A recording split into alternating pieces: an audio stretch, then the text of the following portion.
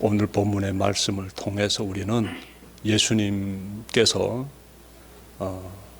왜 죽임 당하셨는지, 그리고 어떻게 죽임 당하셨는지에 대해서 잘 마음에 받아안고자 합니다.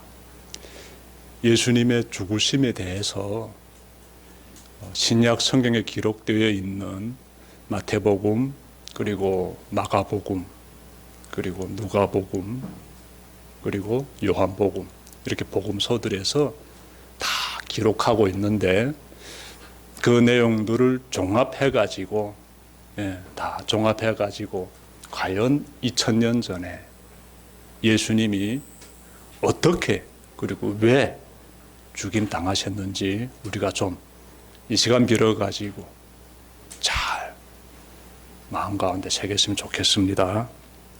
사건은 예수님의 제자들 중에 한 사람인 유다라는 사람이 예수님을 은 30냥에 팔면서 시작이 됩니다.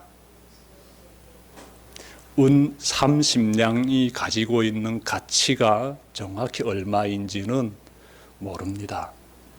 하지만 우리가 출애굽기에 기록되어 있는 말씀에서 한 가지 상황을 헤아릴 수 있는 근거를 찾게 되는데, 고대 사회 때 은 30냥이면 노예 한 사람을 살 수 있었다라고 합니다. 노예 한 사람을 살 수 있는 돈이 은 30냥이다. 그러면 예수님의 제자 중에 한 사람인 그 사람, 예수님을 팔아버린 그 사람, 모든 사람들이 기억하고 있는 그 유다라는 사람이 예수님을 팔아서 큰 돈을 벌려고 한 것은 아닌 것 같아요. 이 사람이 왜 예수를 팔았을까? 성경 보게 되면 누가복음과 요한복음에서는 22장과 13장에서 각각 발견되는데, 마귀가, 사탄이지요, 마귀가 유다 마음에 들어가서 이와 같은 악행을 저지르게 만들었다, 이렇게 말씀하고 있습니다. 유다가 대제사장이 보낸 군사들을 데리고 예수님이 계시는 곳으로 찾아옵니다. 때는 깊은 밤이에요. 예수님은 군사들이 이렇게 자신을 붙잡으려고 하자 아무 저항도 안 하십니다. 그냥 붙잡히십니다. 제자들은 그 모습을 보고 다 도망쳐요. 예수님이 붙잡히시면서 한 말씀 하십니다. 아버지께서 주신 잔을 내가 마시지 않겠느냐. 요한복음 18장 11절에서 나옵니다.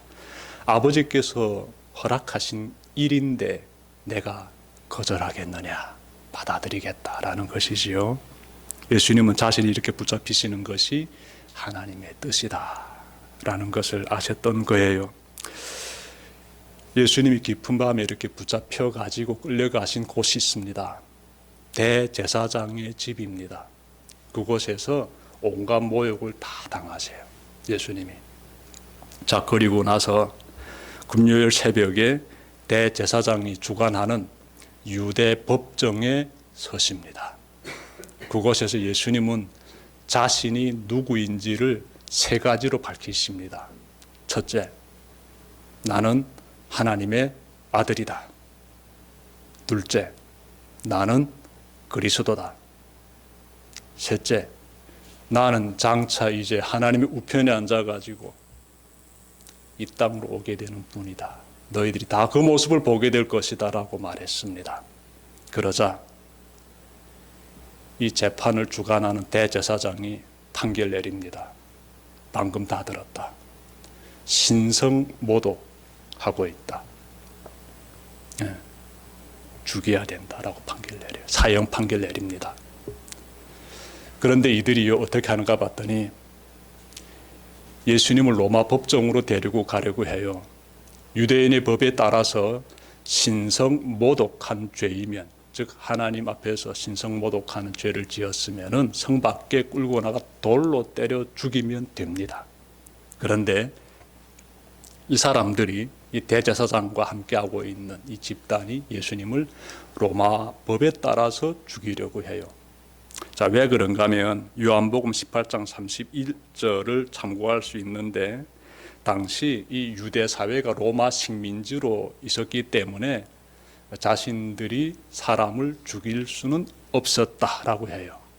네, 그래서 로마의 그러한 법정에서 예수님을 죽이려고 합니다.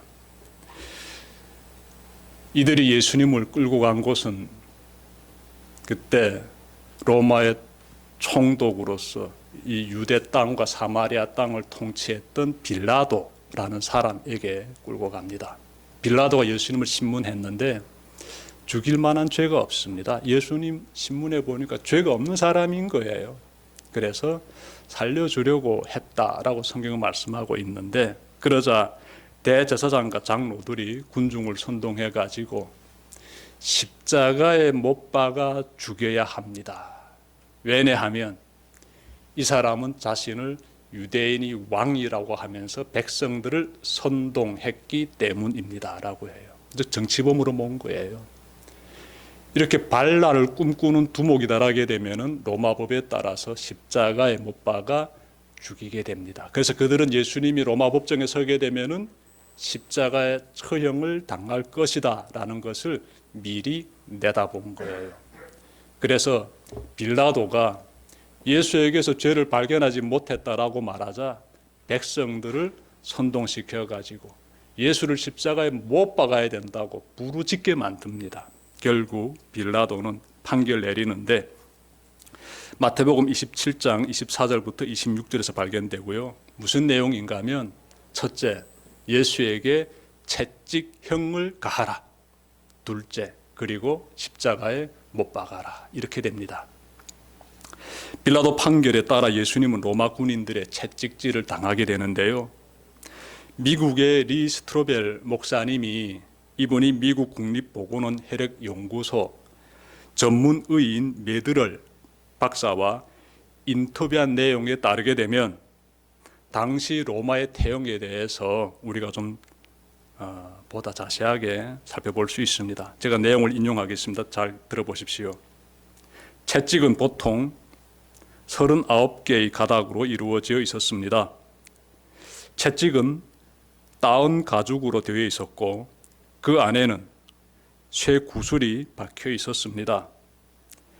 채찍으로 몸을 때리면 구슬들 때문에 깊은 상처나 멍이 생겼고, 채찍질을 계속하면 상처난 곳이 벌어지기 시작합니다. 또 채찍에는 날카로운 뼈 조각들이 박혀 있었기 때문에 채찍질을 하면 살이 심하게 찢겨져 나갔습니다. 특히 등이 심하게 찢겨져 나가기 때문에 어떤 경우에는 척추의 일부가 드러나기까지 했습니다. 출처는 책 예수는 역사다. 257페이지 기록되어 있고요. 3세기 역사가였던 요세푸스는 로마의 태형에 대해서 이렇게 말했습니다. 태형을 당하는 사람의 정맥이 밖으로 드러났고 근육, 근골, 그리고 창자의 일부가 노출되었습니다. 그 말로 표현할 수 없을 정도로 끔찍했다라는 것이지요. 이렇게 태형을 맞게 되면 사람이 저혈당, 쇼크를 일으키게 됩니다. 근데 실제로 성경 보시게 되면은 이런 부분이 발견돼요. 예수님께서 채찍형을 다 받으신 다음에 이어서 자신이 십자가에 못 박힐 때 사용되는 그 십자가 형틀을 메고 이동하게 되는데, 이동하다가 쓰러지게 됩니다. 저혈당 쇼크를 일으킨 것이지요. 그래서 로마 군인들이 시몬이라는 사람에게 내가 대신 저 십자가 형틀을 메고 올라가라라고 지시합니다. 우리는 지금 어떤 장면을 지금 보고 있는가 하면, 로마 군인들이 예수님에게 그 어떤 배려를 베풀어 가지고 예수님이 그 힘겹게 지고 가는 십자가 형틀을 다른 사람에게 매게 한 것이 아니에요. 저혈당 쇼크를 일으켜 가지고 도무지 이거 형틀 메고 갈 수 없는 사람이기 때문에, 그래서 시몬이라는 사람에게 그 형틀을 메고 올라가게 한 것이에요. 그러니까 예수님이 십자가에 박히기 전에, 못 박히시기 전에 얼마나 끔찍한 이 채찍형을 받으셨는지 우리가 먼저 좀 알아야겠습니다.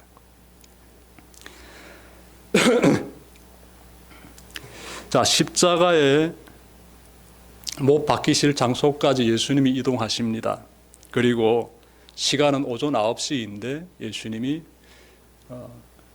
못 박히시게 되는데, 그때 이 손바닥에 우리가 못을 박았다라고 흔히들 생각하는데, 전문가들은 이렇게 말합니다. 손바닥에 못을 박게 되면 금방 찢어지기 때문에, 체중의 그 무게를 이기지 못해서 찢어지기 때문에 손목에 박았다라고 합니다. 손목에. 그때 사용된 대못은 약 15cm 정도 된다라고 합니다. 15cm 되는, 이 정도 되는 대못을 손목에 박게 되는데, 이 사람의 손목으로 이 신경이 다 지나간다고 해요. 그 신경이 다 지나가는 손목에 대못을 받게 되면 고통은 말로 표현할 수 없습니다 라고 이 메드럴 박사님이 얘기하더라고요. 마치도 이 펜치를 가지고 이 신경을 잡아서 비트는 것 같은 고통이 이때부터 가해지게 되는 거예요. 끔찍한 고통 가운데 예수님이 십자가에 못 박히시게 되고요. 자, 이렇게 십자가에 못 박히게 되면은 그때부터 거의 상상을 초월하는 그러한 고통 가운데서 서서히 죽어가게 되는데, 대체로 3일 혹은 4일 정도 매달려서 고통 가운데서 죽어간다. 그러니까 3, 4일 정도 되게 되면 다 운명한다라고 합니다. 이러한 고통이 얼마나 끔찍했던지 로마 시민은요, 아무리 사형당할 죄를 지어도 십자가형을 거부할 수 있는 그러한 권리를 가지고 있었습니다. 다시 말해 로마 시민들은 십자가형에 처해지지 않았다라는 거예요. 십자가 처형에서 놓치지 말아야 될 또 다른 고통은 정치적 그러한 정신적 고통이에요. 정신적 고통. 왜냐하면 이 겉옷과 속옷 다 벗김당해요. 사람이 벌거벗게 되면 얼마나 수치심 가운데서 진짜 이 심리적, 정신적 고통을 겪게 됩니까? 요한복음 19장 23절과 24절에 따르면 예수님은 십자가에 못 박히시기 전에 겉옷과 속옷까지 다 벗김당했음을 우리가 발견하게 됩니다. 예수님이 그때 겪으셨을 그 정신적 고통은 우리가 헤아릴 수 없어요. 예수님의 십자가 위에는 유대인의 왕이라고 쓴 패가 붙어 있었습니다. 빌라도 총독이 써서 이렇게 붙였는데, 여러분, 이 빌라도는요, 로마의 황제인 가이사가 유대인의 왕인데 예수님이 자신을 유대인의 왕이라고 주장했기 때문에, 그래서 이렇게 십자가 처형을 가했다라는 의미에서 지금 이 팻말을 써 붙인 겁니다. 유대인의 왕이라고 팻말을 써서 붙였어요. 예수님 양쪽에는 다른 죄인들이 이렇게 십자가에 못 박혔습니다. 자, 그런데 여러분, 이 모든 광경을 지켜본 군중들이요, 예수님을 조롱합니다. 당신이 하나님의 아들이라면 십자가에서 내려옴으로 자기를 구원하라, 이렇게 조롱합니다. 대제사장들과 율법 학자들과 장로들도 똑같이 그렇게 조롱합니다. 42절과 43절 보십시오. 그가 남은 구원하였으나 자기는 구원하지 못하는가 보다. 그가 이스라엘 왕이시니 지금 십자가에서 내려오시라지. 그러면 우리가 그를 믿을 터인데. 그가 하나님을 의지하였으니 하나님이 원하시면 이제 그를 구원하시리라지.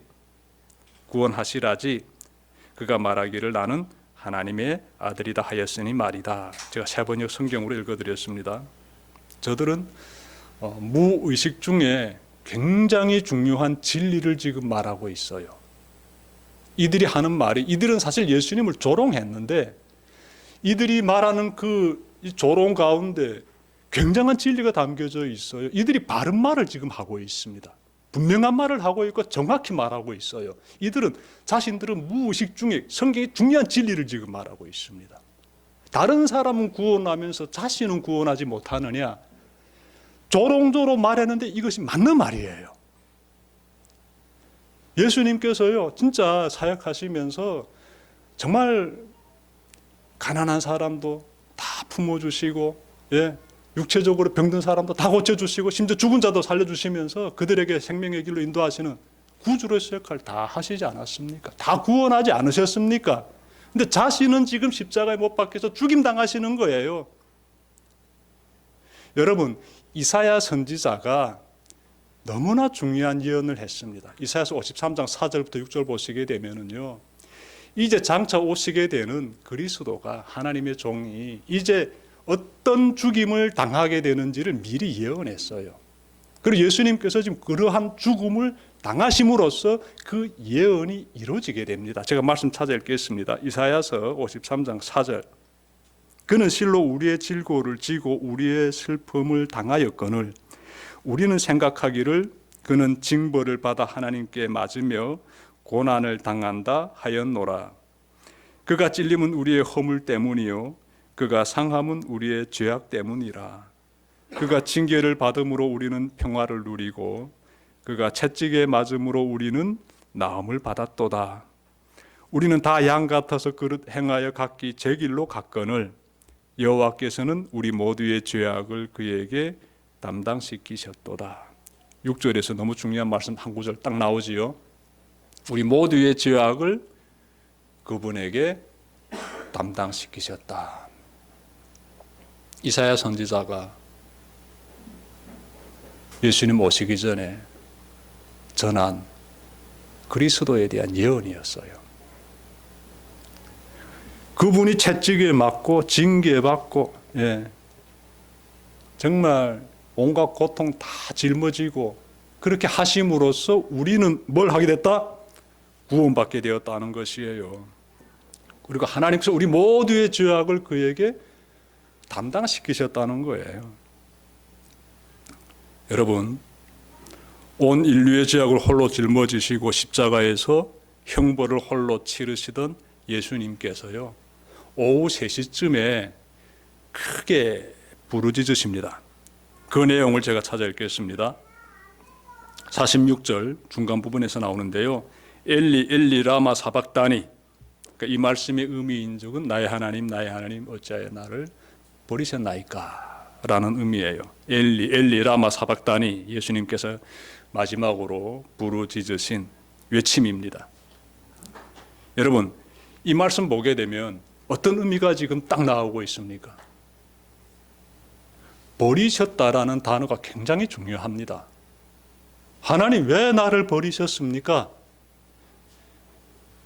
예수님께서 오후 3시에 부르짖으신 이 메시지 속에는요, 이 엄청난 이 외침 가운데서 예수님이 하나님과 지금 어떤 상태다? 단절된 상태다라는 사실을 깨닫게 돼요. 단절된 상태, 버림받은 자로서 완전히 고립된 고독함 가운데서 혼자 서 계시는 예수 그리스도를 우리가 지금 발견하게 됩니다. 그러면 이건 도대체 무엇을 의미합니까? 인간이 죄를 짓게 되면은 그때 하나님으로부터 심판받게 되는데 그 심판이 하나님과의 단절이에요. 하나님과의 단절. 그 고통을 예수님이 지금 정확히 십자가에서 경험하고 있습니다. 그리고 잠시 뒤에 다시 크게 부르짖으시고 숨을 거두십니다. 예수님의 영혼이 떠나갔다라고 성경이 말씀하고 있어요. 여러분, 이때부터 십자가는 나를 위해 피 흘리시고 모진 고통을 짊어지신 예수 그리스도의 무엇을? 희생을 어떻게? 기억하는 상징이 됩니다. 그래서 십자가가 중요한 것이에요. 그냥 십자가가 아니라는데 여러분들이 십자가 볼 때마다 생각하십시오. 저 십자가가 예수 그리스도의 보혈의 피, 그 어마어마한 희생, 그 죄를 홀로 짊어지시고 죄의 대가를 하나님과의 단절이라는 어마어마한 그 죄의 고통까지 다 짊어지신 예수 그리스도를 우리에게 보여주고 있다라는 거예요. 채찍에 맞으시고 손과 발에 못 박히시고 이러한 육체적 고통도 정말 극심하고 또 극심하고 말로 표현할 수 없는데 거기에다가 벌거벗음 당한다는 이 정신적 고통도 끔찍한데 더 나아가서 가장 힘든 고통, 하나님과 단절된 이 영적인 고통까지 예수 그리스도께서 다 짊어지신 거예요. 그렇게 죽임 당하시는 거예요. 그렇게 운명하시는 겁니다. 그래서 우리 십자가 볼 때마다 주님이 어떻게 희생하셨는지, 누굴 위해서? 우리를 위해서 꼭 우리가 기억해야 되는 것이고, 그리고 또 한편 우리는 십자가를 바라보면서요 감사하게 됩니다. 그분이 우리 죄악을 대신 짊어지심으로써 우리에게는 은혜의 통로가 열리게 되었어요. 이 부분에 대해서는 다음 주에 전해드리겠습니다. 지금까지 예수님이 우리의 죄악을 어떻게 대속하셨는지 전해드렸습니다. 예수님은 죄의 엄중성을 가장 깊이 알려주는 십자가에 못 박히심으로써 우리의 죄를 대신 짊어지셨습니다. 예수님은 우리의 죄 때문에 대신 죽임 당하심으로써 죄인에게 구원의 길을 열어주셨습니다. 예수님이 살아계실 때 제자들에게 전한 귀한 말씀 한 구절 전해드림으로써 말씀 마치겠습니다. 요한복음 14장 6절 말씀입니다. 내가 곧 길이요 진리요 생명이니 나로 말미암지 않고는 아버지께로 올 자가 없느니라. 기도드립시다.